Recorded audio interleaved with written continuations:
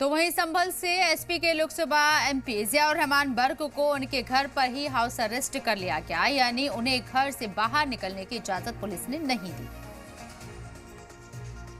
बात करने के लिए संभल के सांसद जियाउर रहमान। सांसद जी, आप बरेली जाना चाहते थे, पुलिस ने आपको रोक दिया गया। सब आपके सामने कह चुका हूँ, जो रोका गया है वो गलत है और हम जाना चाहते हैं, हमें उसकी अनुमति मिलनी चाहिए। डेलीगेशन वहां जाकर क्या जानना चाहती है? डेलीगेशन वहाँ पीड़ित परिवारों से मिलना चाहता है, जिनके लोग जेल में बंद हैं, जिनके पाँव में गोली मारी गई है, एनकाउंटर किया गया है, जिनके घरों पर बुलडोजर कारोबार पर चलाया गया है।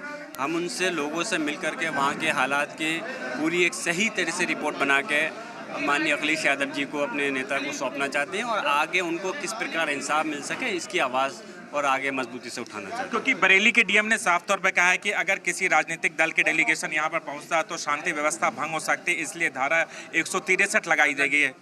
बकौल आपने जैसे कहा कि डीएम बरेली ने ये कहा है कि डेलीगेशन पहुँचने से वहाँ पर एक धारा जो 163 लगाई है, वहाँ पे कानून व्यवस्था में कुछ उनको लगता है बिगड़ सकती है, जबकि ऐसा नहीं है। डेलीगेशन का मकसद ये नहीं कि वहाँ पे जाकर के हालातों को ख़राब करना। हमारा मकसद तो हालात को संभालना है, हमारा मकसद वहाँ के लोगों की पीड़ा को सुनना है, हमारा मकसद वहाँ के लोगों को इंसाफ दिलाना है। और अगर फिर भी वहाँ के पुलिस प्रशासन को, डीएम बरेली या एसएसपी बरेली को ये लगता है कि डेलीगेशन से या पब्लिक से कोई समस्या उत्पन्न हो सकती है, तो हम कहते हैं कि मुझे अकेले को अनुमति दे दी जाए। मैंने तो ये भी पुलिस प्रशासन के अधिकारी से मांग की है कि मुझे अकेला भेज दिया जाए, मैं अकेले जाने के लिए तैयार हूँ। मेरे साथ कोई भी एक भी व्यक्ति नहीं जाएगा, मुझे अकेला भेज दिया जाएगा।